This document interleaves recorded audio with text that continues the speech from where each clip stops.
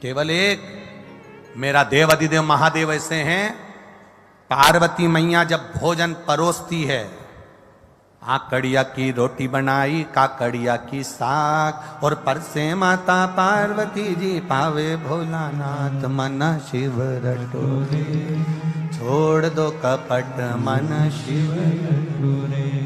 आकड़िया की रोटी बनाई और काकड़िया की साग। पार्वती जी जब जब भोजन बना के तैयार रखती हैं, शंकर भगवान के सामने थाली आती है, शिव जी के सामने जैसी थाली पहुंची, बाबा भोलेनाथ जी के सामने जैसी पात्र आया भोजन का, शंकर भगवान सबसे पहले भोजन करने से पहले नंदी की ओर देखते हैं। नंदी शिव जी की ओर देखता है। तब पार्वती जी 3 बार भगवान महादेव से प्रश्न कर चुकी, ऐसा क्या कारण है कि मैं भोजन बनाकर तुम्हारे सामने रखती हूं और नंदी की ओर तुम मुड़कर देखते हो? भोजन में कोई कमी रह गई? भोजन में नमक रह गया? भोजन में मिर्ची रह गई? भोजन में घी रह गया? भोजन में क्या कमी रह गई कि मैंने थाली रखी और तुमने नंदी की ओर देखा? ऐसा है क्या? पति भोजन करने बैठे और पत्नी ने थाली लगा के रखी और पति अपना मोबाइल देखता रहे, तो पत्नी को गुस्सा नहीं आएगा? तुम्हारा मोबाइल जरूरी है कि भोजन जरूरी है? किससे चैटिंग चल रही है? क्या है ये? किससे बात चल रही है? क्या हो गया ये मोबाइल में क्यों लगे रहते हो दिन भर? भोजन की थाली सामने रखी है ना। माता पार्वती जी ने शिव जी के सामने भोजन की थाली रखी और भगवान शंकर भगवान ने नंदी की ओर मुख कर कर देखा। जो नंदी की ओर देखा तो पार्वती जी ने गुस्सा कर दिया। माता पार्वती जी बोली, प्रभु एक बात बताओ, मैं रोज भोजन की थाली लाती हूं और आप भोजन की थाली देखकर नंदी की ओर देखते हो, ऐसा है क्या?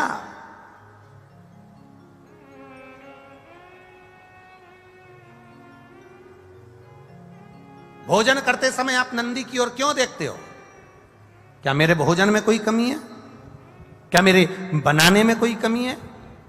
क्या मैंने जो भोजन बनाया वो श्रेष्ठ नहीं बनाया? इसमें क्या कमी रह गई? इसमें क्या कमी है? पार्वती मैया के 3 प्रश्न हैं भोजन करते हुए देवाधिदेव महादेव से। 3 प्रश्न, लिंग पुराण के, स्कंद पुराण के, कुर्म पुराण के और ब्रह्म विवर्त पुराण के, ये 3 प्रश्न भारी हैं। और एक प्रत्येक नारी के जीवन के ये 3 प्रश्न बड़े भारी होते हैं।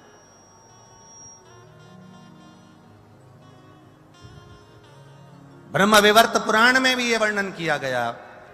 प्रश्न कर लिया, क्या कारण क्या है? ये नंदी को तुमने देखा क्यों और नंदी ने तुमको देखा क्यों? क्या बात क्या है?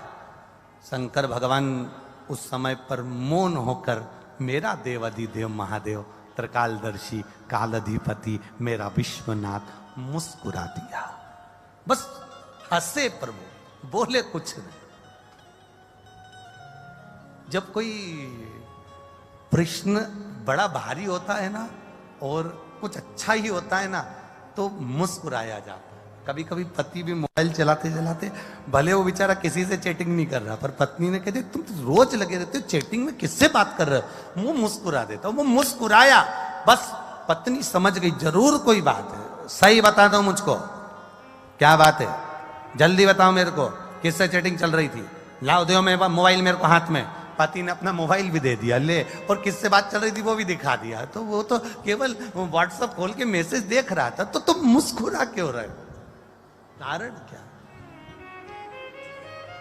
अरे आकड़िया की रोटी बनाई काकड़िया की साग, और परसे माता पार्वती जी और पावे भोलानाथ मन शिव रटोरे, और छोड़ दो कपट मन शिव रटोरे। पार्वती जी ने पूछ लिया, आखिर बात क्या है? क्या हुआ? क्या ऐसा कारण क्या? शिव जी नहीं बोले।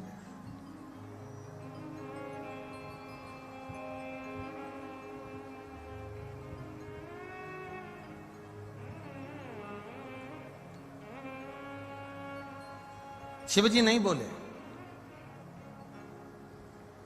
थोड़ी देर बाद मां जगत जननी जल का पात्र लेकर आई।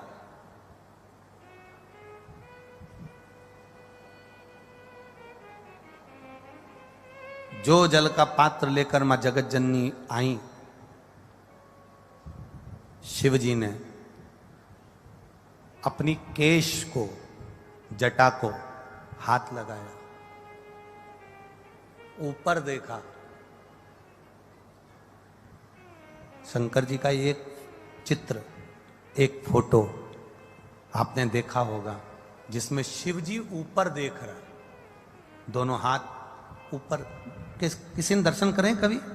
शिव जी के एक फोटो का दर्शन करना, अगर ना करें हो तो कभी गूगल पर, नेट पर, चित्र में शिव के जटा ऊपर गंगा और शंकर के नेत्र ऊपर दर्शन कर रहे।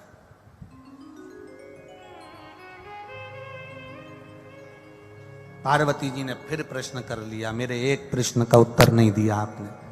मेरा दूसरा प्रश्न है, मैं आपके लिए जल लेकर आई तो आपको ऊपर देखने की क्या जरूरत थी? अगर मैं जल लेकर आई हूं तो ये ऊपर देखने की क्या जरूरत है? क्या है ऐसा ऊपर?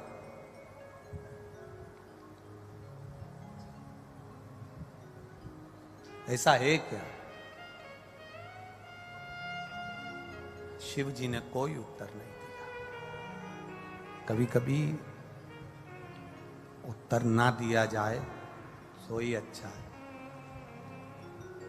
जब प्रश्न की ललकता व्यक्ति के अंदर आ जाती है तो उत्तर पाने की चाह उसके अंदर बढ़ जाती है। उत्तर पाने की